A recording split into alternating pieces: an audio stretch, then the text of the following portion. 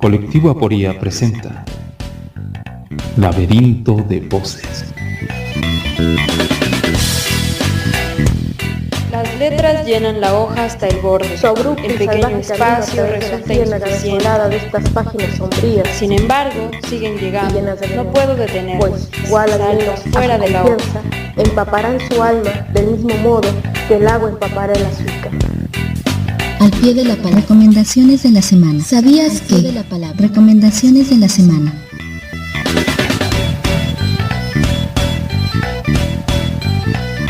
Laberinto de Voces.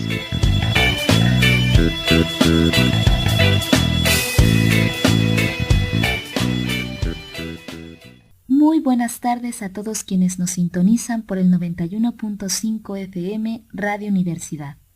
Están escuchando Laberinto de Voces, un programa producido por el colectivo Aporía. Esta tarde los saludamos a nombre del colectivo, sus amigas Mafer, Mari y su servidora Isabel.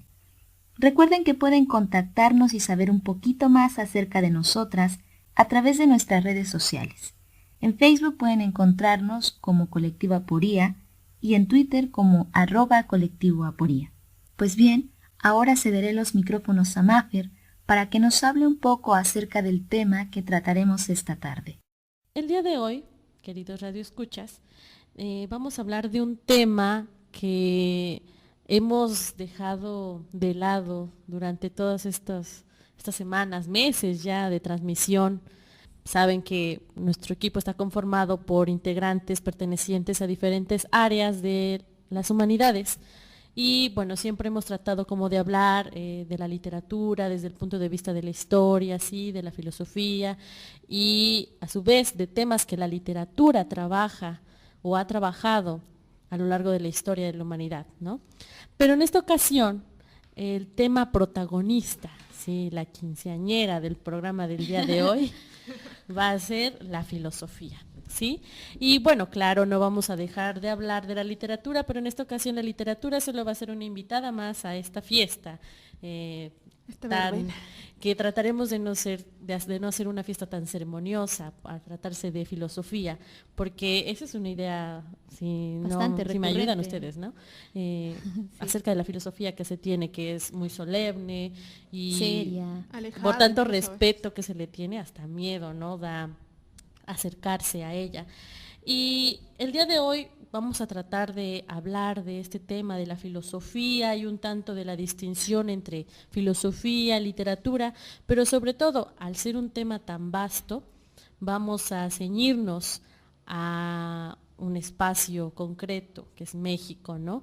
La filosofía en México y sobre todo, vámonos al plano más de lo real, porque ¿qué pasa con México? ¿Existe filosofía en México? ¿Qué términos se utilizan para hablar o referirse de esta disciplina que, me adelanto y bien sabemos, nace en la antigua Grecia? Pero pues por eso tengo aquí en cabina a mis dos compañeras expertas en el área de filosofía, Isabel y Maricruz, y vamos a tratar de discutir un poco temas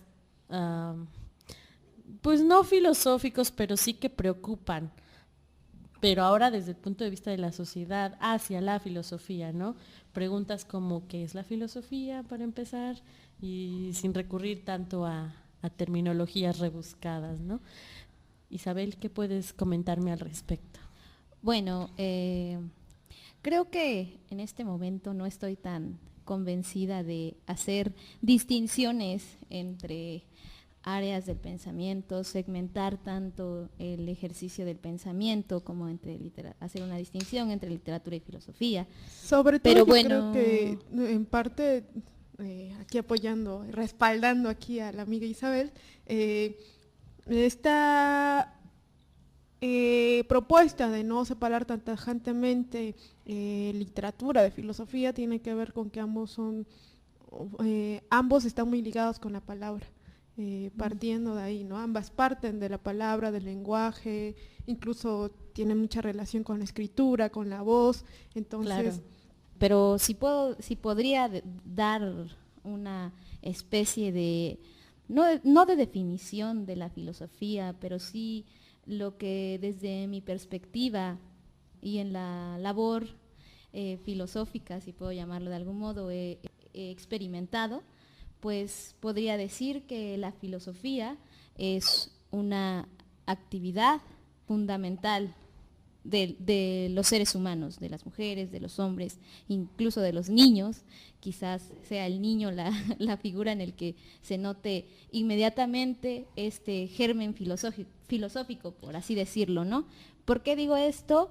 Porque estoy pensando en que la filosofía es la posibilidad de preguntar, ¿no? Y de mantener abierta la pregunta. Ahora, si nos planteamos sobre qué se pregunta la filosofía, bueno, hace un momento Isabel decía preguntas fundamentales para el hombre, que quiere decir preguntas que nos hacemos todos desde pequeños, como ¿quién soy? ¿Qué soy? ¿De dónde vengo? ¿Por qué estoy aquí? ¿A dónde vamos? ¿A dónde vamos? ¿Por qué morimos? ¿Por qué vivimos? ¿Para qué? Incluso Isabel ponía la imagen, bueno, la figura del niño como igual y un filósofo casi por antonomasia, porque el niño se pregunta incluso por qué llamamos a las cosas de determinado modo. Todas esas preguntas que parecen a veces con respuestas tan obvias, así de ¿qué está preguntando el niño? ¿No? A veces lo callamos. No, forman parte de puede ser un filósofo en ciernes, en potencia. Claro, sí. Es, como decía Mari, ¿no? Es una imagen, es como si quieres ver el dinamismo de la pregunta, del cuestionamiento, hay que ver a los niños. Ellos en realidad se están preguntando, porque imaginen, su relación con el mundo es nueva. Claro. Es totalmente nueva. Están adquiriendo lenguaje, están adquiriendo tantas cosas, les estamos enseñando tantas cosas, ellos están experimentando el mundo. Es realmente muy sincera la pregunta en el niño, ¿no? De hecho es un cuestionamiento que les llega incluso a preocupar, y nosotros a veces lo acallamos, ¿no? Incluso porque a un árbol es distinto del otro, o son cosas iguales, o no sé. Cosas igual que podrían responderse de la manera que a nosotros nos parece ya obvia, y para un niño pues es nuevo, nunca antes lo ha experimentado. Entonces, en lugar de hablar de una distinción entre filosofía y literatura, que pues esto es separar realmente a dos hermanas que en un inicio caminaron tal vez juntas, no sé, me hace recordar un poco sobre todo esta similitud entre, el germen de la filosofía y la poesía, ¿no? Que surgen a partir del asombro, y es a partir del asombro, se supone, que por el asombro es que surgen las preguntas, ¿no? Sí, claro, me parece que haces un señalamiento bastante puntual, bastante preciso. Es esta, ¿no? La relación entre tantos filósofos, tantos literatos, escritores, poetas, se han preguntado por esta distinción. Y queda abierta porque no tiene una manera unívoca de responder. Siempre se dan una respuesta, quizá otra, e incluso en religión hay una religión, hay otra, porque no terminan de agotarse. Claro, y quizá la diferencia está en el modo, ¿no? En el modo en que se presentan, en el modo en que se manifiestan, pero siguen siendo formas del pensamiento, sigue siendo el pensamiento el que está ahí fluctuando. Así es, muy bien, muchas gracias compañeras por tratar de hacer esta breve introducción a la filosofía. Vamos a nuestra primera cápsula del día de hoy y regresamos, vamos a continuar con el tema filosofía en México, o filosofía y su relación con la literatura. Volvemos. ¿Sabías que la obra de importantes personajes de la literatura mexicana ha sido considerada también como filosofía? Segmentar y clasificar el pensamiento ha sido una de las formas tradicionales de intentar aprender esa actividad que consideramos esencial y constitutivamente humana. Sin embargo, los límites entre las diversas formas de pensamiento se desdibujan. Y no pocas veces se nos ha hecho evidente a partir de la relación entre la literatura y la filosofía.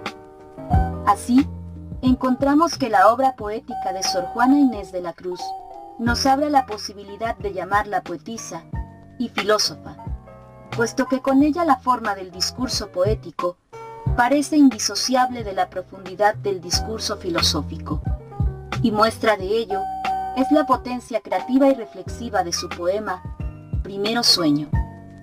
Asimismo, la obra de Octavio Paz, quien abogó por el talante filosófico de la obra de Sor Juana, nos da cuenta de su propio temple filosófico, que se deja ver no solo en sus ensayos, sino también en su poesía, constituyendo una profunda reflexión del hombre moderno y del ser mexicano, así como una crítica a la filosofía misma. Deudor del verso de Sor Juana, que le significaba una trabazón filosófica, metafórica y literaria, Alfonso Reyes interpretó la literatura y ejerció la escritura como una operación y potencia integradora de todos los motivos e intenciones, especialmente de los filosóficos. Teniendo en cuenta este panorama, no es raro que la filosofía mexicana se haya convertido ella misma en una pregunta. ¿Qué es?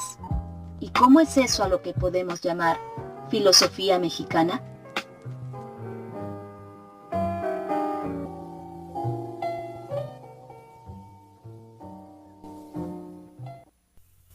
Estamos de regreso en Laberinto de Voces y si usted acaba de encender su radio, esta tarde estamos hablando acerca de filosofía mexicana y su relación con la literatura. Y esperamos que se quede con nosotras.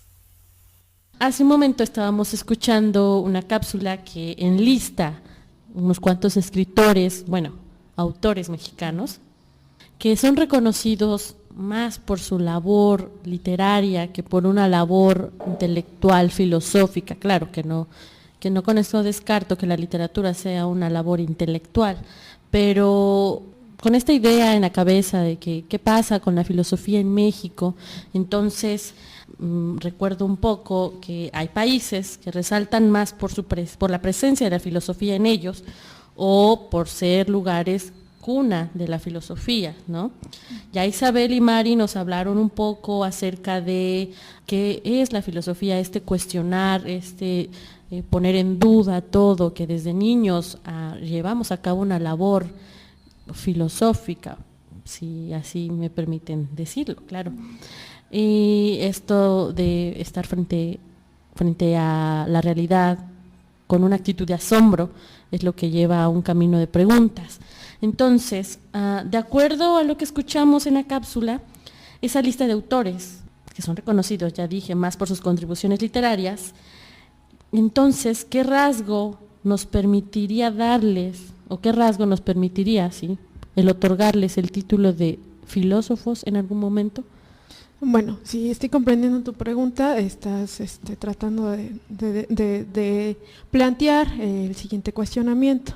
Ok, hay muchos que se consideran escritores, poetas, literatos, etcétera, novelistas, y ¿por qué de pronto a alguien que se le suele reconocer como igual un novelista o un ensayista, por qué de pronto puede ser catalogado, permítame usar catalogación, catalogado dentro de filosofía? ¿O por qué alguien tiene la necesidad de llamarlo filósofo? ¿Qué cumple, no? Siento que eso estás. Sí, exacto. ¿Qué papel puede cumplir? O sea, sabemos, por esta lista que escuchamos en la cápsula, estos escritores, aparte de hacer narrativa, tal vez también escribieron ensayo y sobre todo son ellos los que realzan. Pues bien, ¿por qué considerar el carácter filosófico de estos tres autores, de Sor Juana como poeta, de Octavio Paz con la poesía y el ensayo, o el de Alfonso Reyes como ensayista también? Yo pienso que el carácter filosófico de estas obras se encuentra en los temas y en la profundidad con que se encuentran manifestados, ya sea a través de la poesía o en el ensayo. Hay que pensar que el ensayo es ahora uno de los principales formatos de la filosofía, pero no lo es tanto la poesía. Tampoco lo era en la época de Sor Juana, y pensando precisamente en ella, su poesía manifiesta, me parece a mí, una base filosófica donde podemos encontrar a la escolástica aristotélica, al neoplatonismo, incluso a una incipiente filosofía moderna, que fue lo que a Sor Juana le tocó vivir, y lo hizo, es decir, presentó, manifestó esta base filosófica según se lo pedía su situación histórica y cultural, pero también su situación literaria, ¿no? Esa situación literaria que fue principalmente la poesía. Y así yo pienso que Sor Juana le dio a sus exigencias existenciales, a esas preguntas profundas que nos atañen y espero que nos sucedan a todos en algún momento de la vida. Sor Juana les dio a esas preguntas filosóficas, a esas preocupaciones filosóficas, un formato, una forma novedosa y original, que fue precisamente la poesía.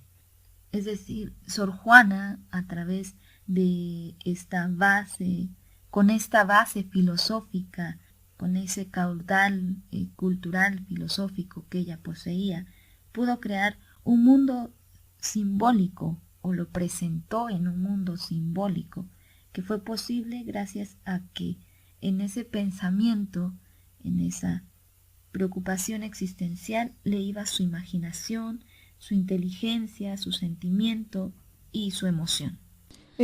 Yo vuelvo a la definición que estábamos dando, Isabel, no hay que dejarla de lado y no hay que darla como punto ya superado. La definición que hace un momento tú y yo coincidimos en ella es que trata sobre preguntas fundamentales del humano.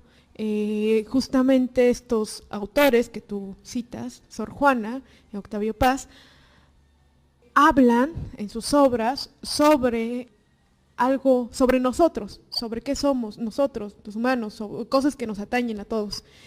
Y lo hacen, efectivamente, yo coincido contigo, con una profundidad por la cual yo creo que se le puede llegar a llamar igual, o a poner este título de filósofo. Sí, porque claro, no tenemos que olvidar que toda forma del pensamiento, ya sea literaria, filosófica, poética, no sé, hablemos también de la pintura, de la música, claro, tratan temas humanos, todos. Sí, pero quizá tiene que ver con, tratan de dar razones. ¿Por qué? Me refería más, o resaltaba la profundidad con que los piensan estos temas, porque de algún modo todas estas formas del pensamiento pues aluden a temas profundamente humanos, ¿no? Bueno, pero entonces ya estamos volviendo a una generalidad, es decir, es algo que atañe a todos aquellos que son llamados filósofos entonces. Pero ¿qué pasa en específico con estos autores mexicanos o latinoamericanos? Que por supuesto Latinoamérica no se ha distinguido tanto, aunque sí hay sus excepciones, en cuanto a producción de filosofía, de pensamiento filosófico. Se habló más bien dicho, sobre todo en la década pasada, de una apropiación del pensamiento europeo, pensamiento filosófico traído de Europa, una apropiación. Había muchas discusiones en torno a si se podía filosofar desde México y desde siendo mexicanos. Entonces, un poco en esa sintonía, puede hablarse de una filosofía precolombina, o sea, porque si lo que dices es que es un pensamiento adquirido de Europa, entonces, ¿qué pasa con antes de la llegada de los europeos? Pues, porque mucho se habla de, sí, la filosofía de nuestros antepasados, la filosofía de los mayas, la filosofía de los aztecas. Desafortunadamente el término filosofía ya ha sido usado de manera indiscriminada, pero... Yo creo que por un lado entonces? Sí, y por otro no es apropiado de llamarle filosofía. Por un lado coincido en que sí, porque son preguntas que no pertenecen a un territorio ni a un continente, son preguntas que pertenecen al humano, y lo humano es a todos. Claro. Entonces, en ese sentido, pues no importa si estás en la Patagonia, estás aquí, todos nos podemos pensar a nosotros mismos. Por otro lado, yo abogo en que llamarle filosofía a lo que nos hayan dicho los náhuatl no es correcto, porque ellos tenían su propio lenguaje. No le digo Tlatoani a Carlos V. Entonces estamos hablando más de un sistema de pensamientos, Isabel. Pues sí, estoy de acuerdo con Mari en esos dos puntos. Pareciera que decirle filosofía al pensamiento maya, al pensamiento náhuatl, estaría como legitimando el discurso sobre el mundo que ellos elaboraron, ¿no? Que ellos tejieron. Pareciera que si les ponemos la etiqueta de filosofía, entonces ese pensamiento se hace válido, ¿no? Simplemente porque tiene esa etiqueta, porque se le reviste con ese nombre. Leopoldo Sea, que es un filósofo mexicano y ensayista, escritor también, llama a esa clase de afán de querer llamarle filosofía al pensamiento náhuatl, es un pensamiento colonializado. Colonizador. Colonizador, o sea, se está asumiendo como la postura de el pensamiento europeo vale más que el pensamiento de aquí, por eso voy a usar los términos ahí y los voy a llamar con los términos de ahí. Quiero darle el nombre de eso, pero... Para poder legitimar, ¿no?, un discurso que para nosotros no, puesto que somos producto de la fusión del mestizaje, claro, sí, que para nosotros quizás ya no funciona, ¿no? Como tampoco funciona los mitos griegos para nosotros tampoco, ¿no? Pero como somos productos de ese mestizaje, ese pensamiento ya no funciona para nosotros, pero eso no quiere decir que tengamos que legitimarlo o que se haga válido al momento de ponerle el nombre de filosofía. Sí, muy bien. Muy interesante esta plática, el camino que va tomando. Ahora vamos a nuestra siguiente cápsula, por favor. Y continuamos con nuestro programa del día de hoy, el tema filosofía y literatura, filosofía, la filosofía en México, esta gran pregunta que todavía nos seguimos haciendo. Souvenirs literarios. Dueño de numerosas obras, de una pluma implacable y del único premio Nobel de Literatura en México, Octavio Paz muere a los 84 años, el 19 de abril de 1998. Es bastante conocido que a modo de protesta renunció a su cargo como embajador después de la masacre del 68. Sin embargo, pocos saben que por su obra es tenido en las aulas universitarias como uno más de los filósofos mexicanos. Así es, su pluma, como la de Borges, Sor Juana o tantos otros, oscila entre la literatura y la filosofía.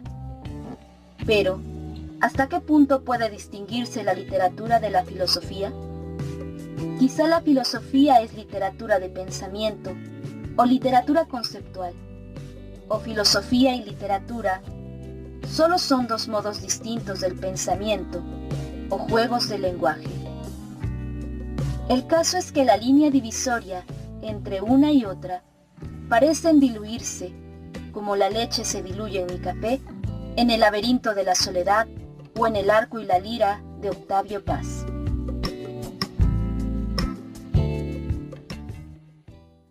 Sí, muchas gracias por seguir con nosotros y invite a los jóvenes, sobre todo, si les interesa, o si no, aún así, escuchar sobre este tema interesante que nos reúne aquí, que es la filosofía, ¿no? Bueno, hace un momento escuchamos una cápsula acerca de Octavio Paz y seguimos con Octavio Paz. Bueno, refiriéndome a Octavio Paz un poco, que fue ganador del Premio Nobel de Literatura, ¿realmente fue ganador del Premio Nobel por su trayectoria literaria o también por la labor intelectual que ejerce a través de ella?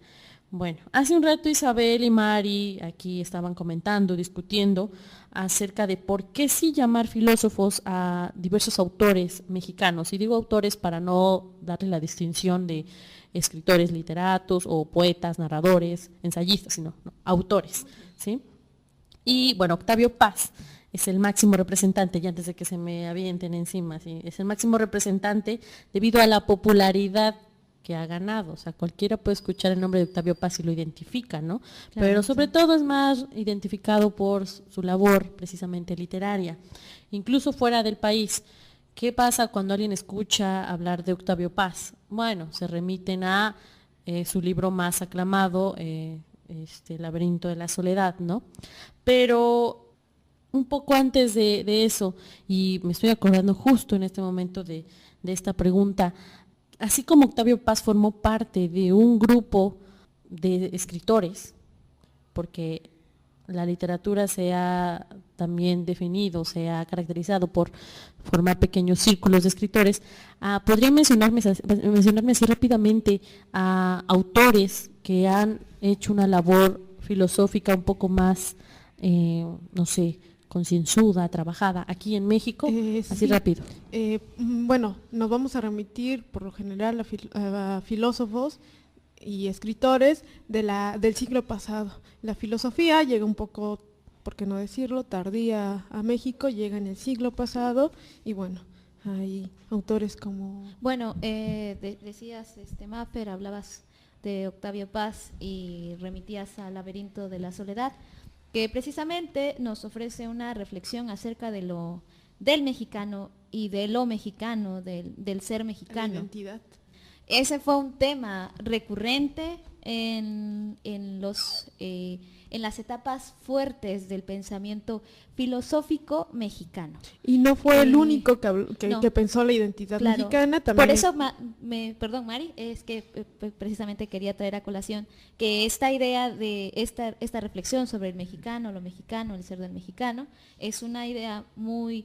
que reunió a uno de los grupos quizás más importantes en la filosofía mexicana, que fue el grupo Hiperión, ¿no? Sí. Del que formaban parte figuras como la de Guillermo Hurtado, Emilio Uranga, Leopoldo Sea, que ya hablaba Mari un poco de Leopoldo Sea, Luis Villoro, Joaquín Sánchez MacGregor, entre otros integrantes. También encontramos a José a Vasconcelos. Claro. Hizo una labor muy importante por la educación y no solo en cuanto a puso los libros de manera gratuita, sino a nivel universitario. Pensó la filosofía. También encontramos a Samuel Ramos, que justamente tiene una obra que se llama El perfil del hombre y la cultura de México, en donde también piensa la identidad de lo mexicano. Sí. Igual y ustedes se preguntarán, porque de pronto estuvimos hablando hace un rato sobre que la filosofía es universal y que atañe a todo el ser humano, y ahora decimos la identidad de lo mexicano. Quizá podría parecer un poco contradictorio. Más bien no se puede como entender bien, ¿no? Tejer bien el hilo. Pero bueno, esta discusión tendría que pensarse desde uno de los problemas más fuertes en el pensamiento mexicano, ¿no? En la filosofía mexicana. Mucho tiempo el cuestionamiento era si había algo tal como una filosofía mexicana o si era mejor hablar de filosofía en México, puesto que este pensamiento había sido exportado, ¿no? Pues había venido con la colonia, con los españoles, y sobre ello hay un filósofo mexicano, Guillermo Hurtado, que tiene un artículo titulado Filosofía en México y Filosofía Mexicana, que precisamente intenta esclarecer esta distinción, y dice Guillermo Hurtado que si se pregunta si existen o han existido en México individuos dedicados a estudiar, enseñar y escribir filosofía, y si existen estos o han existido instituciones, profesores dedicados a la filosofía, la respuesta es obvia. Claro que existe la filosofía en México. Incluso desde la colonia. Desde el siglo XVI, ¿no? Desde que los españoles trajeron este pensamiento y se empezó a formar ya en los criollos, ¿no? Nacidos en México. Sí, es interesante ver cómo realmente se ha visto por la labor de la filosofía en México, pero bueno, a diferencia de los poetas, los narradores que resaltan por bueno, algunos, no todos, claro, amar los reflectores y llamar mucho la atención, pareciera un poco que aquellos intelectuales que se enfocan en la labor de la filosofía, pues son menos sonados, se escucha menos acerca de ellos, ¿no? Y bueno, vamos a nuestra última cápsula, penúltima cápsula, y volvemos ya para ir cerrando el tema de filosofía y literatura. Recomendación de la semana. Esta semana recomendamos Piedra de Sol, un poema del escritor mexicano Octavio Paz. Piedra de Sol fue publicado de manera independiente en el año de 1956. Posteriormente formaría parte de la antología Libertad bajo palabra, del mismo autor. Compuesto por 584 endecasílabos, este poema compite en las ligas mayores con otros poemas de largo aliento, cuya intención no es solamente la de lograr una belleza estética, sino el disertar cuestiones filosóficas. La temática de Piedra de Sol gira en torno a la fragilidad de los asuntos humanos, principalmente el enfrentamiento de un hombre y el cuerpo de una mujer. Dicha mujer tendrá un nombre y será una construcción de la cultura occidental. Asimismo, los 584 endecasílabos aluden al número de días en que el planeta Venus tarda en dar una vuelta alrededor del Sol. Venus es el nombre de la diosa que representa la maternidad, así como el erotismo de la imagen femenina, representación del deseo. Y es el deseo, una muestra de fragilidad de los asuntos humanos. Piedra de Sol, de Octavio Paz.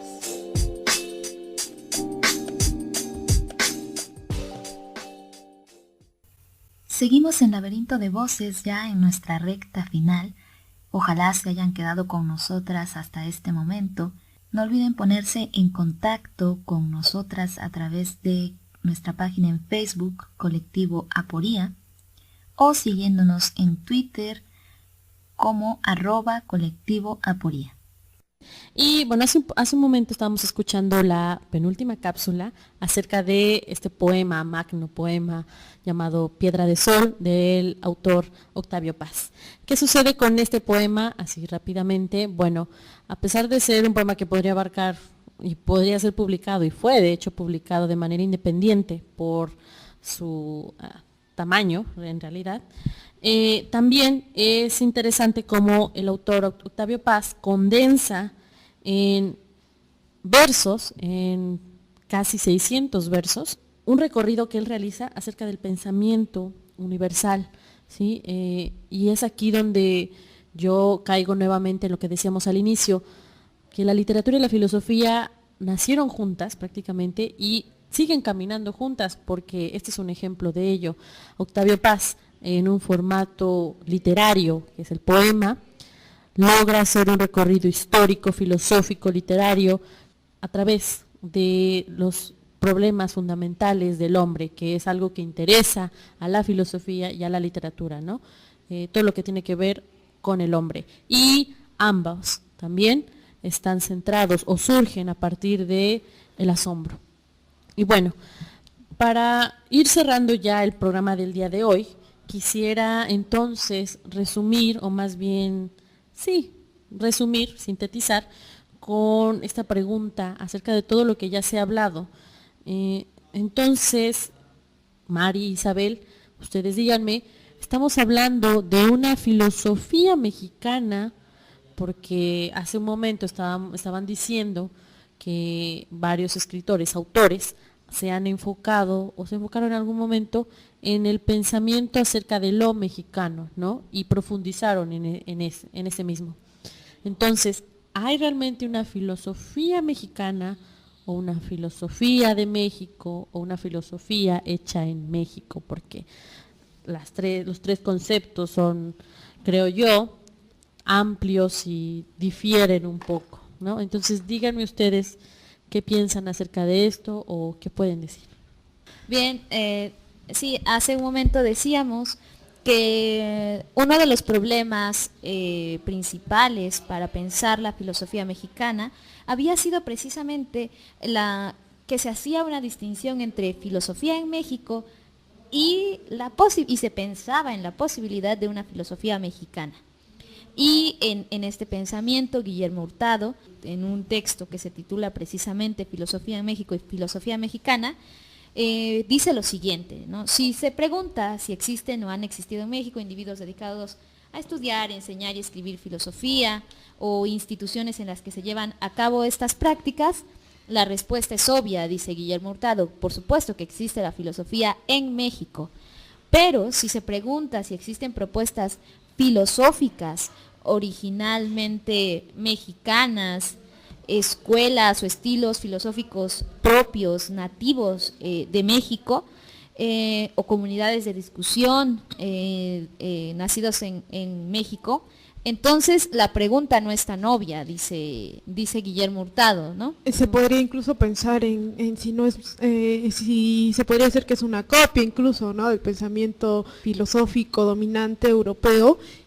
Yo me atrevería a decir que no, que ciertamente igual y pensamos el positivismo, pero lo pensamos desde aquí. ¿Por qué no pensar en que en un lugar diferente, del otro lado igual del mundo, pueden llegar a pensamientos sobre un asunto que no siempre terminan en las mismas conclusiones, o que pueden partir de diferentes lugares y terminar en las mismas conclusiones? Quiero decir, no es una copia ni es una mala copia, son pensamientos que ciertamente a veces retomas y continúas, le das cierta originalidad, y las obras de estos autores yo creo que son una muestra. Sí, como otra vez retomando otra vez a Hurtado, también Hurtado decía, ¿no?, que hay diferentes exigencias, ¿no?, para el filósofo mexicano, para que realmente se considere que está haciendo filosofía mexicana.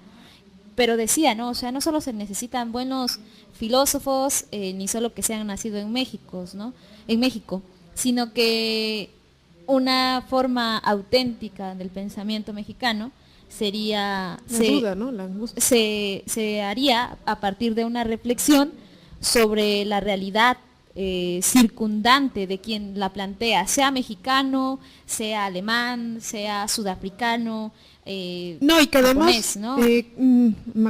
Recordando lo que decía Bante a su momento, la filosofía tiene que ver con una sombra, una angustia también, que se sienta originalmente, o sea, que sea si el pensamiento, la duda, el asombro realmente te surge primariamente, no sé, con originalidad, o sea, si realmente es una duda, por supuesto puede surgir ahí una filosofía sin ningún problema. Claro. Además, bueno, estoy pensando en que los europeos, los filósofos europeos, en su mayoría nos han preguntado, ¿será lo que estamos haciendo filosofía? Simplemente lo hacen y después se les ha llegado a denominar filosofía alemana, quizá, ¿no? Francesa. Entonces no se autodenominan filósofos, claro. No están buscando, ¿no?, si se le llama o no así ponerle o no esa etiqueta, pero quizá sea la misma situación de nosotros los mexicanos, el ser colonizados, el que ese pensamiento sea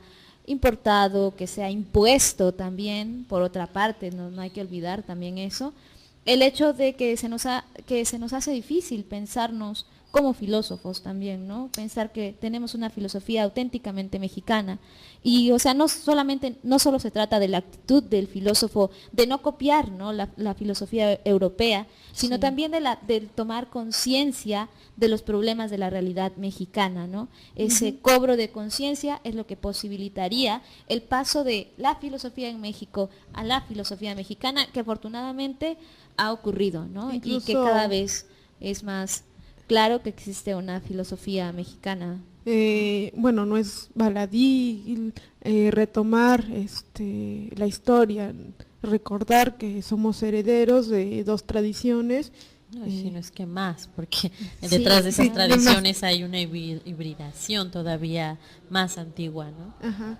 Bueno, sí, lo que quiero decir es que pasamos por una etapa de colonia, una etapa de conquista, no para disminuirnos. Precisamente hace un rato yo decía Samuel Ramos, el perfil del hombre y la cultura, en donde se habla sobre si el mexicano tiene una identidad que siempre se disminuye.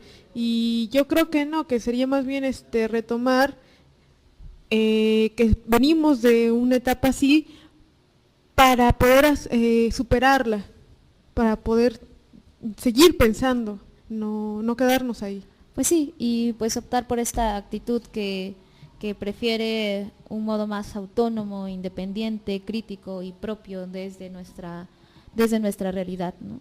Así es, muy bien. Pues muchas gracias Isabel, Mari, por sus comentarios en esta hora. No, gracias a los radioescuchas.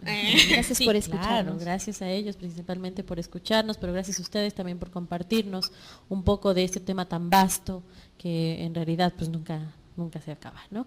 Bueno, nos despedimos, nosotros somos el Colectivo Aporía, esto fue el Laberinto de Voces. Gracias al técnico en cabina que nos ayudó esta tarde. Gracias una vez más a Radio Universidad por este espacio, que es también de ustedes, nuestros radioescuchas. Los dejaremos con este fragmento que esperamos lo disfruten y nos escuchamos el próximo miércoles a las 6:15 de la tarde. Muchas gracias por el favor de su atención. Hasta pronto. La significación del silencio. ¿Es capaz de significar algo el silencio? Ante todo, debemos descartar de nuestra consideración el silencio como simple ausencia de todo lenguaje. El mutismo nada dice. No pertenece al habla, sino a su carencia, y no puede aquí interesarnos. También descartaremos otro aspecto del silencio, lleno de posibilidades y sugerencias, pero que aquí no debe detenernos. Nos referimos al silencio como señal de determinadas vivencias psíquicas.